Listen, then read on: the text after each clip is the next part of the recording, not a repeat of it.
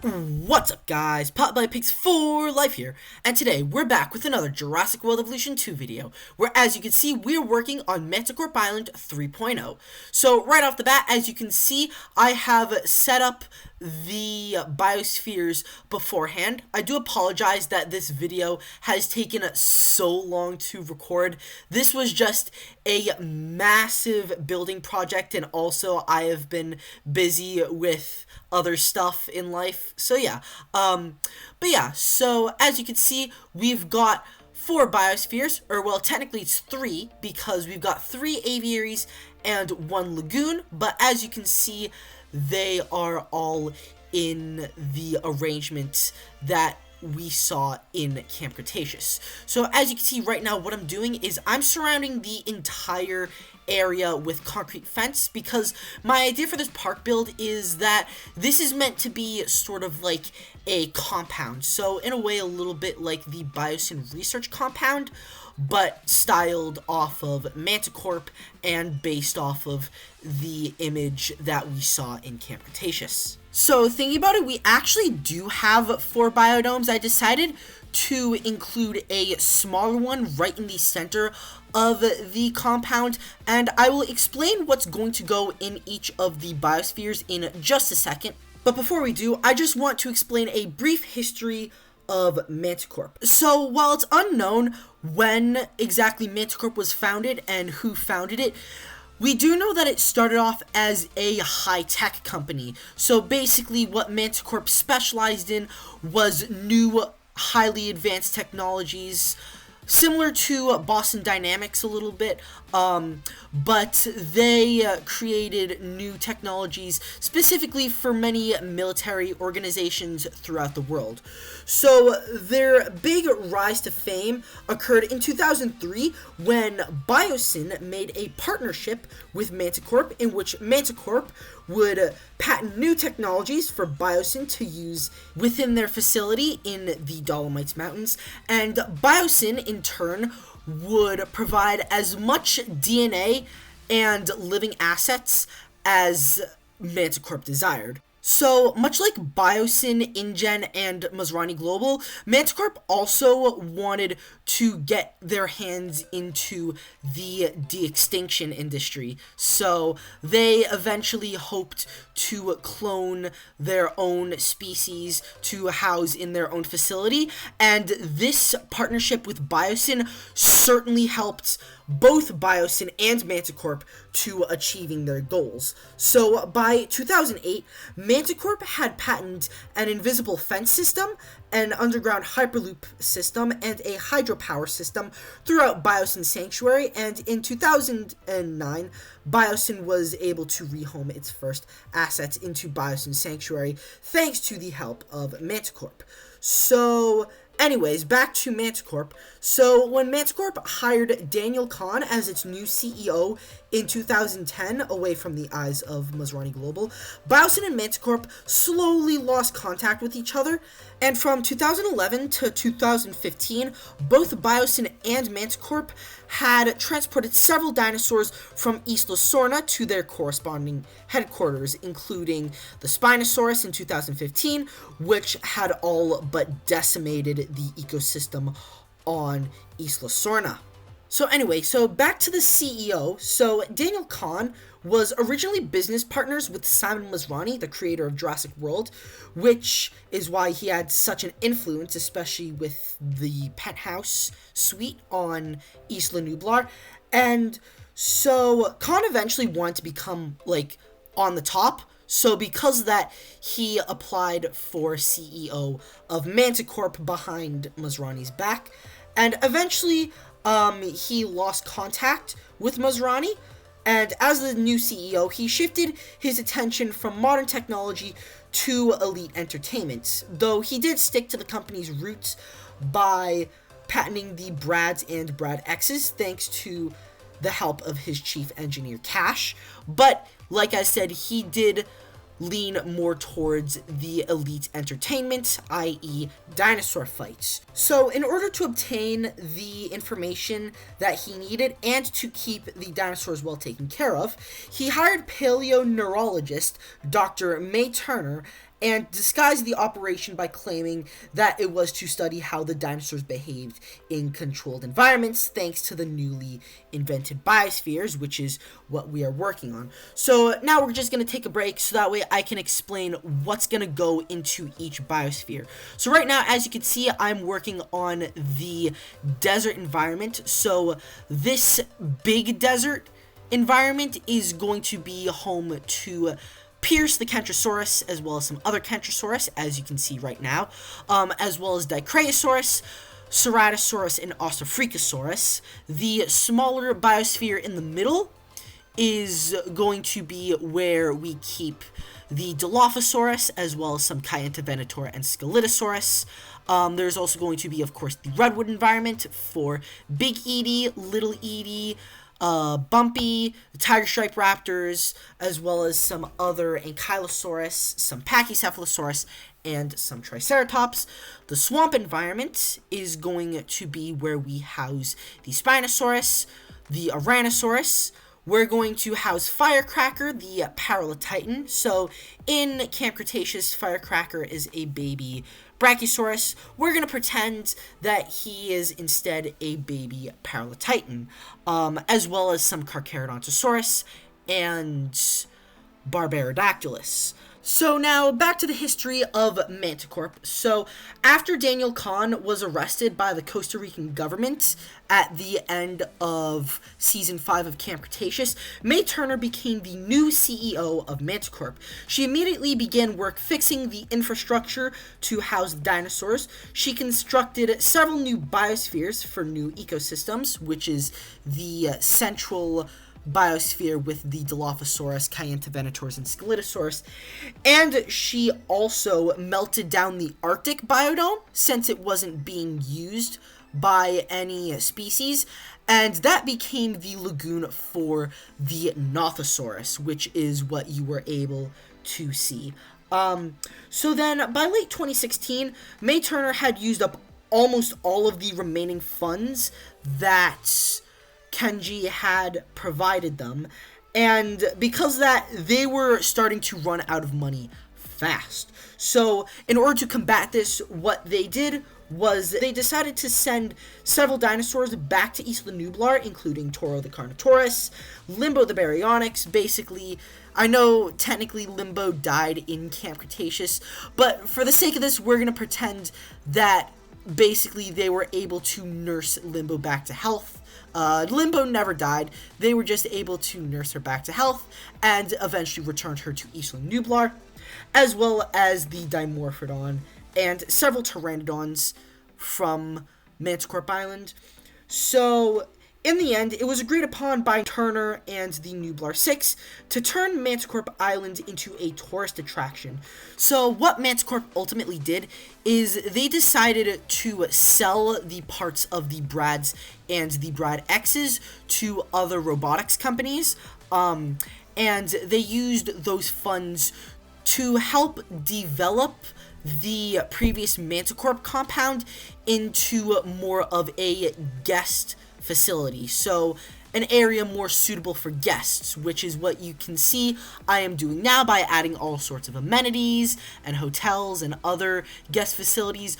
But they didn't develop the entire thing, and they managed to keep a lot of the foliage intact. So then with this extra money, they were able to clone more species, and overall Mantah Corp became a huge successful resort where people could safely view the dinosaurs and other de-extinct species.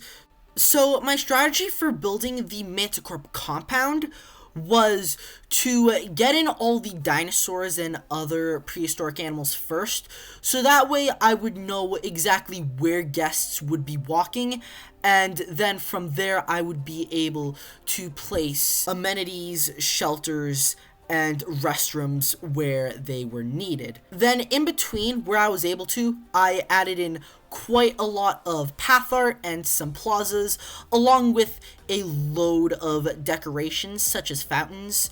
And then in the places where I wasn't able to add in any path and decorations, I added in some foliage areas, so that way it wouldn't look like the entire thing was developed.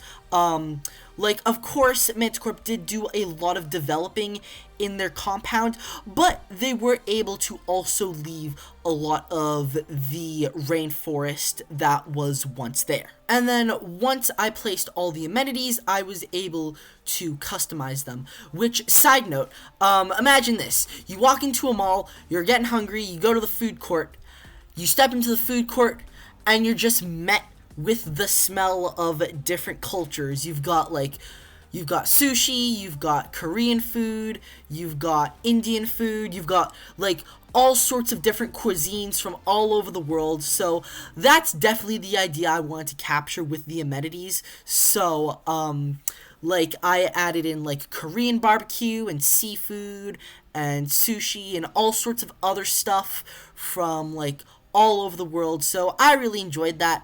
But yeah, one other thing is that you can definitely tell by the main guest compound that I took a lot of inspiration from Evolution Square. So with the fountains and the plazas, and especially I used a lot of the fluffy bush around my park to hide a little bit of the backs of the buildings. So yeah, one thing I had mentioned before is that Mantah Corp, Biosyn, and Masrani all played a part in transporting dinosaurs from Isla Sorna over to their corresponding headquarters. So I'll go into more depth in a future video about which species Biosyn took, but for Mantah Corp, they took species such as the Spinosaurus, obviously.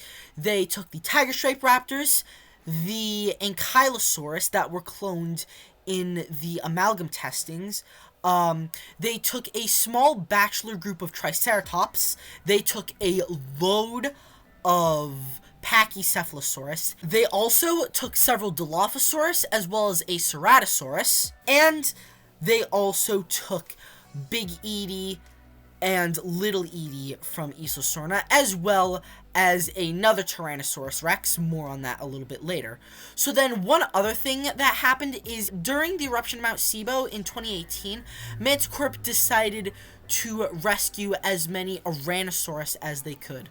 So yeah, now you can see that we are working on the redwood environment. So here you can see that I used a lot of the tall leaf for this biosphere, like I did in the first two renditions of Mantah Corp Island, but I'm also using a lot of the individually placeable redwood trees, so basically just spamming them all over the enclosure. So yeah, once again, I do apologize for the delay in this video. It took me quite a while to complete this park build, and also you gotta factor in that I've got a bunch of stuff going on in my life with school and work and just a bunch of other activities. So yeah, I figured that with the addition of the Spinoceratops in the Secret Species pack, it was definitely time for Mantah Corp Island 3.0, which, speaking of hybrids,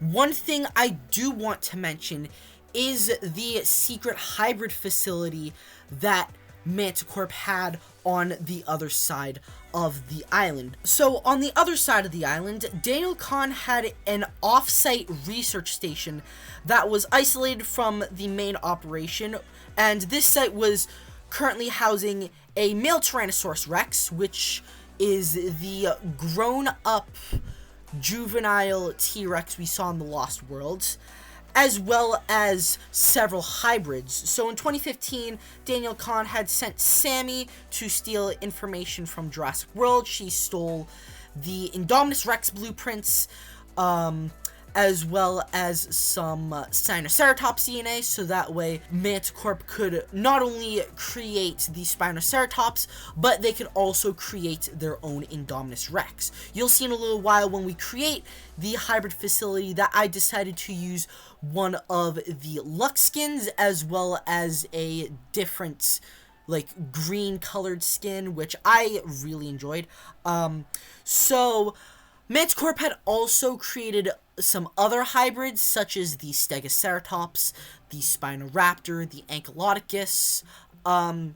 So yeah, and they had all these hybrids in a secret facility that was separated from the main operation. So then what happened was in season 5, when Daniel Kahn went with Louis Dodgson to Isla Nublar in order to acquire some more assets, the group came across the Scorpius Rex carcasses, which they then took DNA samples from, and they eventually made their own Scorpius Rexes. So then what happened was, when Daniel Kahn was arrested at the end of season 5, before he was arrested, he made a call to Dodgson and told him to keep the hybrid facility up and running and to make sure that May Turner does not know about this.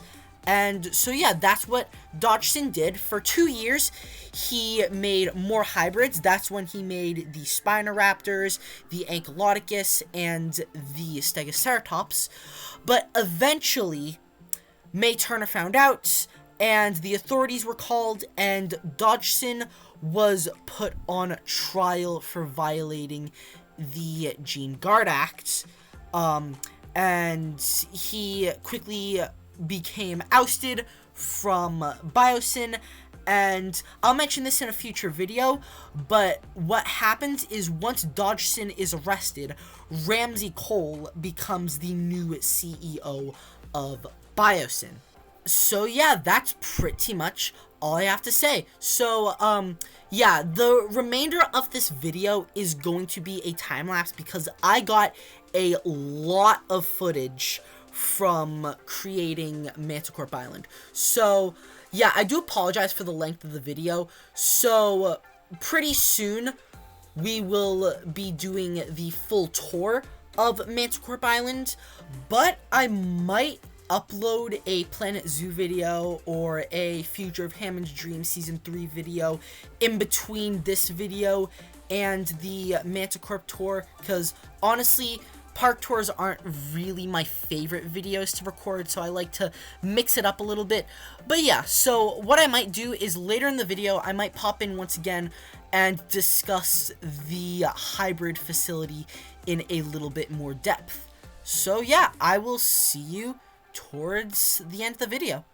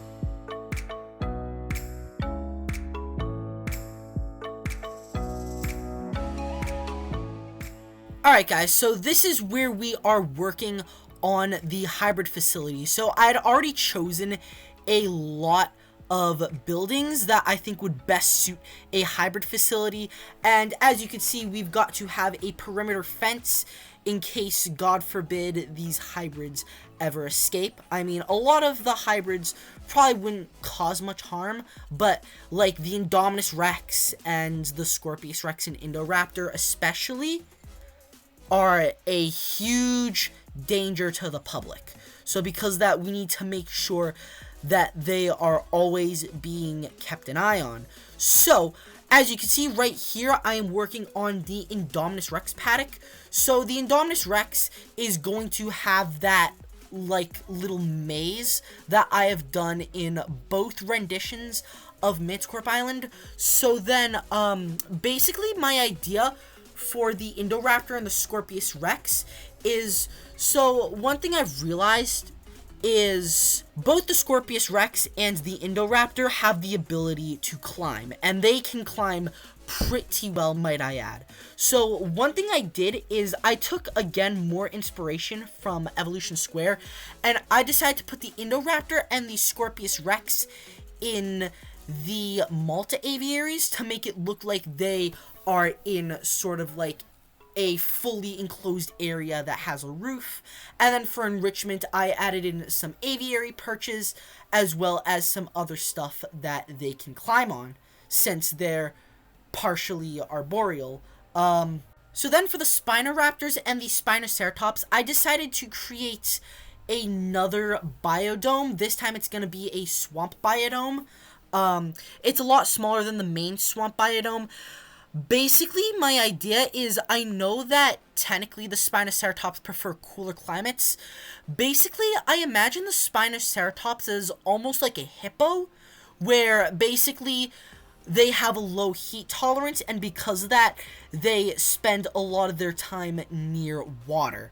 So, because of that, I decided to make a swamp biosphere for them, as well as the Spinoraptors, because, you know, the Spinoraptors also got the Spinosaurus DNA in them. So, yeah. So then, for the Ankylodocus and the Stegoceratops, I honestly just did a regular enclosure. And so, for some of my building choices, there was one Biosyn building that I used that I think really resembles one of the big facilities on Mantah Corp Island. Like, specifically, there was one facility where it had the giant golf course on the roof. That's the type of idea I was going for on one of the Biosyn buildings. It had, like, a little courtyard on the roof.